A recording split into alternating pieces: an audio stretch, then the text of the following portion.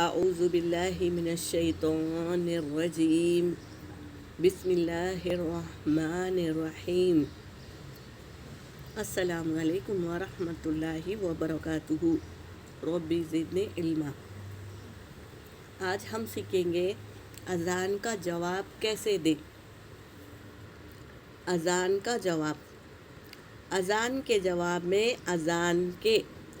اذان کے وہی کلمات دہرانا چاہیے، البتہ حی علی الصلاۃ، حی علی الفلاح،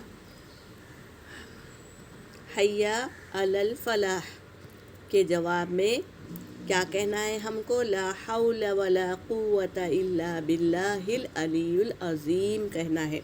باقی جیسے اذان مؤذن دیتا ہے اسی طرح ہم کو اسی طرح لوٹانا ہے، یعنی وہی طریقہ ہم بھی کرنا ہے۔ اگر وہ اللہ اکبر کہتے ہیں مؤذن تو ہم کو بھی اللہ اکبر کہنا ہے، لیکن جب وہ حی علی الصلاۃ، حی علی الفلاح کہے تو ہم کو لا حول ولا قوت الا باللہ العلی العظیم یہ پڑھیں گے۔ اور فجر کی اذان میں الصلاۃ خیر من النوم کہیں گے مؤذن صاحب، تو ہمیں جواب میں کہنا ہے صدقت و بررت کہنا چاہیے۔ اور اس کے بعد ہمیں اذان ختم ہونے کے بعد یہ دعا پڑھیں گے، اذان کے بعد کی دعا، اللہم رب هذه الدعوة التامة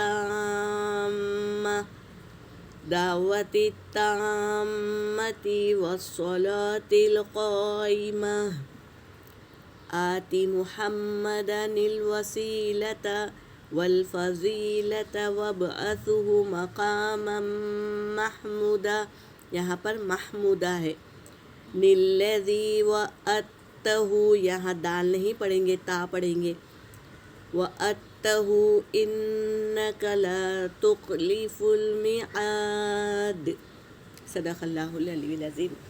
اگر ہم پوری اذان کا جواب دیں اور اس کے بعد یہ دعا پڑھ لیں تو آپ صلی اللہ علیہ وسلم کی شفاعت نصیب ہوگی ہمیں۔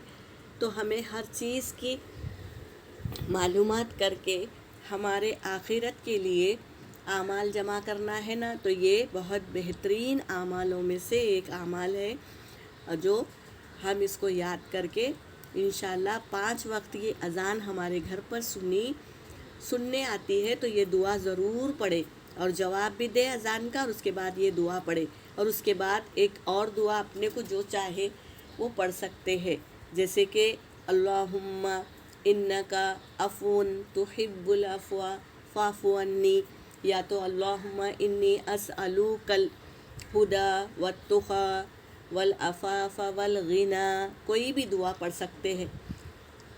امت کے لیے بھی دعا ہے تو وہ بھی پڑھ سکتے ہیں، جو آپ کے اختیار ہے پڑھ سکتے ہیں، کیونکہ اذان کے بعد دعا قبول ہوتی ہے تو ضرور پڑھیں، ٹھیک ہے۔ جزاک اللہ خیرہ۔